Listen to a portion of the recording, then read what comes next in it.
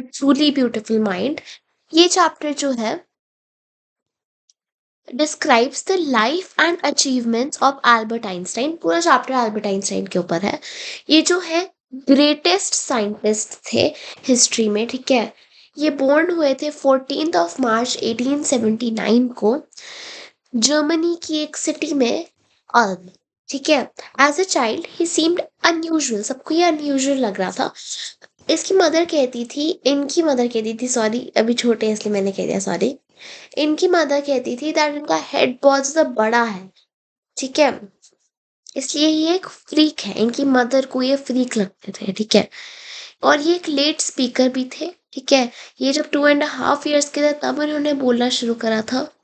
And जब ये बोलना शुरू करे थे तो फिर ये दो दो बार चीज बोलते थे, ठीक है।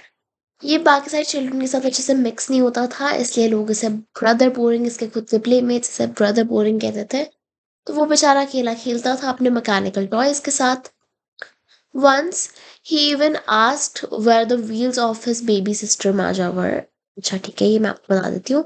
तो जब माजा हुई थी, माजा इसकी छोटी बहन थी, तो जब वो पैदा हुई थी तो फिर उसने कहा था हाँ ये तो ठीक है बट इसके व्हील्स कहाँ पर है, ठीक है, बिकॉज उसे लगा था कि ये भी एक मैकेनिकल टॉय है।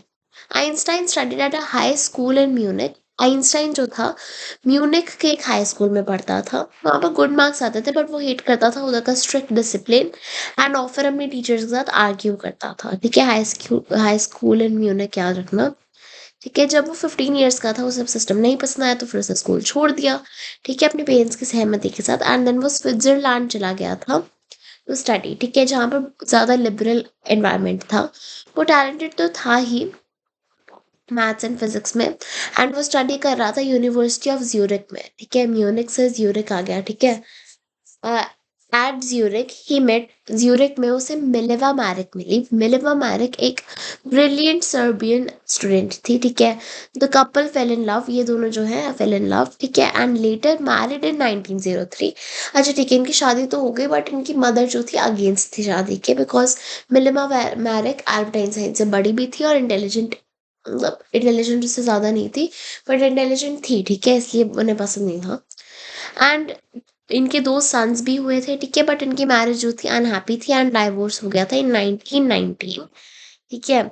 आइंस्टाइन ने देन शादी करी थी उनकी आइंस्टाइन की कजिन के साथ जो कि थी एल्सा, ठीक है, same year. After graduating in 1900 Einstein could not find a job at first, but 1902 के अंदर उन्हें जॉब मिल गई टेक्निकल एक्सपर्ट की in the Swiss patent office in burn, ठीक है। बर्न के स्विस पेटेंट ऑफिस में टेक्निकल एक्सपर्ट थे। वाइल वर्किंग देयर वो काम तो करते ही थे, साथ ही साथ secretly developed his scientific ideas in 1904।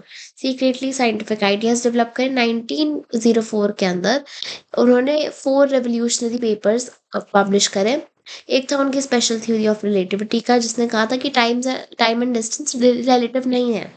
From this theory came the famous equation E is equals to M C square, sharing the relationship between mass and energy, ठीक है। E is equals to M C square, और उन्होंने दी थी general theory of relativity. Einstein later published General Theory of Relativity in 1915, giving a new explanation of gravity in 1919 during a solar eclipse. His theory was proven correct, making him world famous. इससे वो world famous बन गए।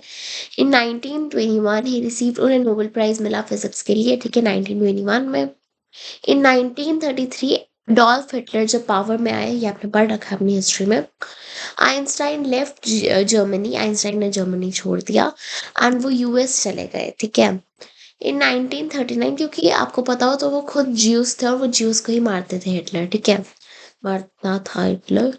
इन 1939 ही want Franklin D Roosevelt, ठीक है, about the possibility of N atomic bomb. अब उन्होंने US को कहा कि आई थिंक जर्मनी के अंदर एटॉमिक बॉम्ब बन रहा है तो आपको भी डेवलप करना चाहिए एटॉमिक बॉम्ब, ठीक है। वही एटॉमिक बॉम्ब हिरोशिमा और नागासाकी में यूज हुआ था 1945 में।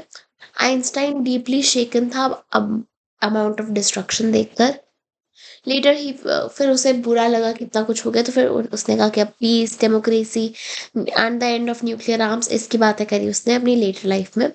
He died in 1955। 1955 में उनकी डेथ हो गई एट द एज ऑफ 76। कोई 67 नहीं बोलेगा।